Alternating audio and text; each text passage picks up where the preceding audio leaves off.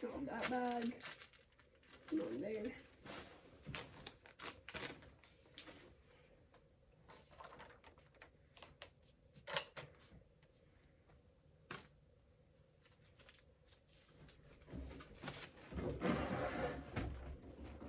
Not that box.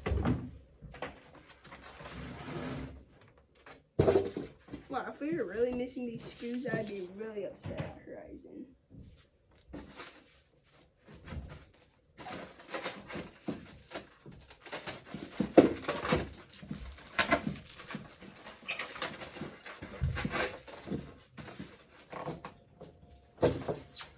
Oh, there we go. So here's the main screws. Gonna get this stand back on the table.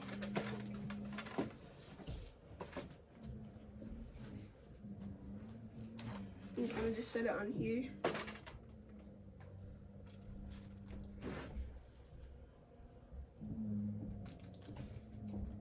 I'm gonna put it in an easy to see spot. And just set these screws in. I'm surprised there's 5, because usually on planes, especially this size, there's only about 4. So I'm pretty surprised to see 5. I'm gonna have to screw those elevator screws on a little bit more.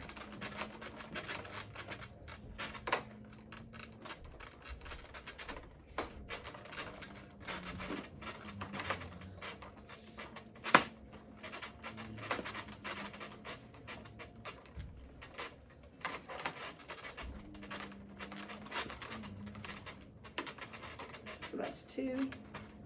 They also give you an extra screw for both the wings and the horizontal stab, so that's actually pretty nice to be able to have. Just make this a little bit longer because that is a pretty big hole in there, pretty deep. Get this last 2 screws in.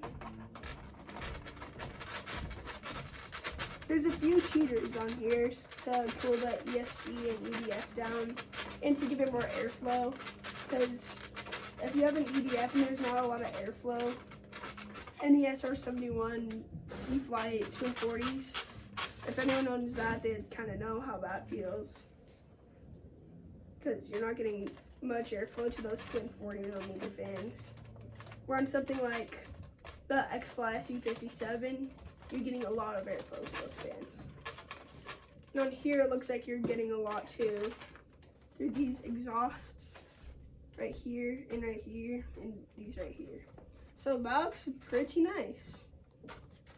Now, of course, it's a jet, so it's gonna lean on its tail like that.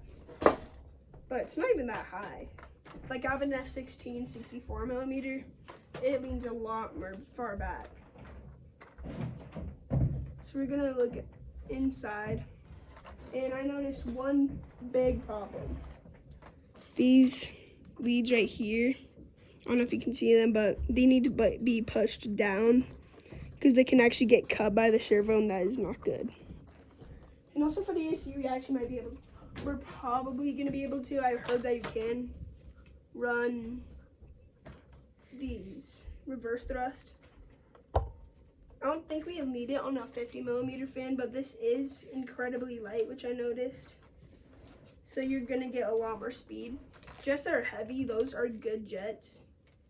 It's good for a jet to be heavy, but it's even better for them to be not as heavy. So we got that pushed down, and I've heard that the ESC lead is more pushed down, but you have to push it down, but it's not. So there we go. The battery I'm going to be doing my maiden on, I also just bought, is this 3S 2200. It's wrapped in bubble wrap, of course. Looks like this, and we're going to quickly fit it, and then it'll probably be good to go.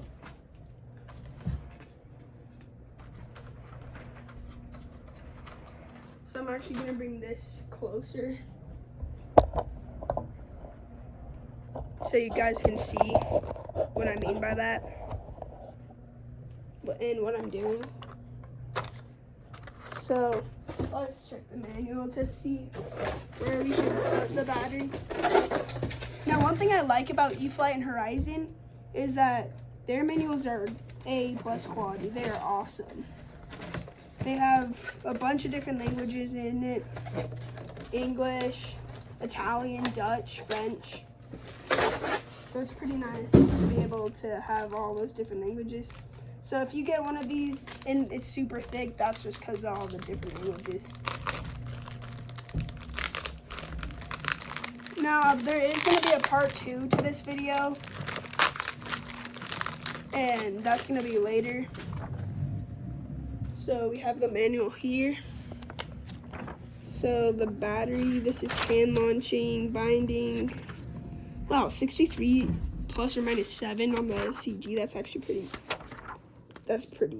that's a huge range. So it says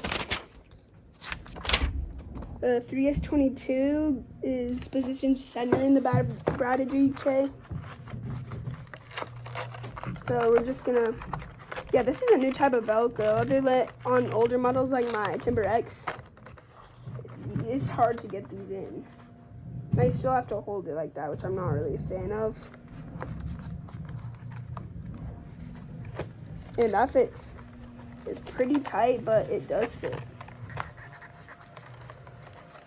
There you go.